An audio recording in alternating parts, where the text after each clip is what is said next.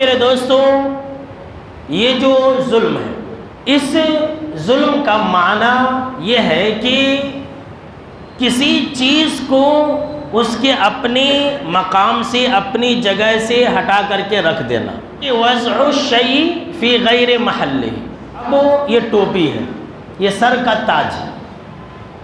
اب اس ٹوپی کو، جو اس کا مقام سر ہے، کوئی انسان پیر میں پہن لے تو یہ ٹوپی کے ساتھ ظلم ہوگا۔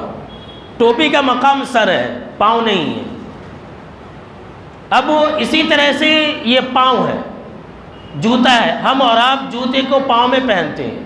اب کوئی انسان اپنے دونوں پاؤں کے دونوں جوتوں کو سر پر رکھ لے تو یہ کیا ہے؟ ظلم ہوا، اس لیے کہ جوتے کا مقام یہ سر نہیں بلکہ پاؤں ہے۔ تو کسی بھی چیز کو اس کے اپنے مقام سے ہٹا دینا یہ ظلم کہلاتا ہے۔ ظلم تین طرح کا ہوتا ہے، دیکھ لیجئے۔ نمبر ایک یہ کہ انسان اللہ کے ساتھ ظلم کرتا ہے۔ جی ہاں، سن لیجئے، ایک انسان اللہ کے ساتھ ظلم کرتا ہے، اور اللہ کے ساتھ ظلم کرنے کا معنی یہ ہے کہ انسان اللہ کی عبادت کا جو حق ہے وہ کسی غیر کو دے دے۔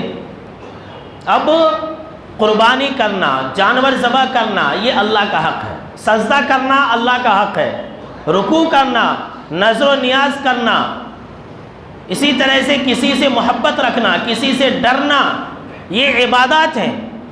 اب یہ عبادات کوئی انسان کسی غیر کو دے دے تو یہ اللہ کے ساتھ ظلم ہو، یاد رکھ لیجئے۔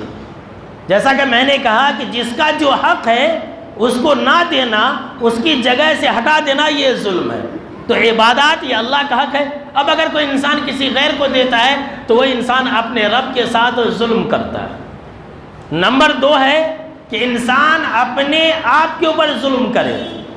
کوئی انسان ہے شراب پیے، کوئی انسان ہے گناہ کرے، نماز نہ پڑھے، کوئی انسان ہے حرام خوری کرے، حرام کاری کرے، تو ایسا انسان اپنے آپ کے اوپر ظلم کرتا ہے۔ تیسری جو قسم ہے جو آج کے خطبہ جمعہ سے جڑا ہوا ہے وہ ہے بندوں کا بندوں کے اوپر ظلم کرنا۔ ایک انسان کا ایک انسان کے اوپر ظلم کرنا۔ اللہ رب العالمین کو قطعی یہ بات پسند نہیں ہے کہ کوئی انسان کسی انسان کے اوپر ظلم کرے۔ اللہ رب العالمین کو کسی بھی حال میں یہ منظور نہیں ہے کہ بڑا چھوٹے کے اوپر ظلم کرے، چھوٹا بڑے کے اوپر ظلم کرے۔ یہ اللہ رب العالمین کو منظور نہیں ہے کہ جو برسر اقتدار ہے، جو طاقتور ہے، وہ کمزور کے اوپر ظلم کرے۔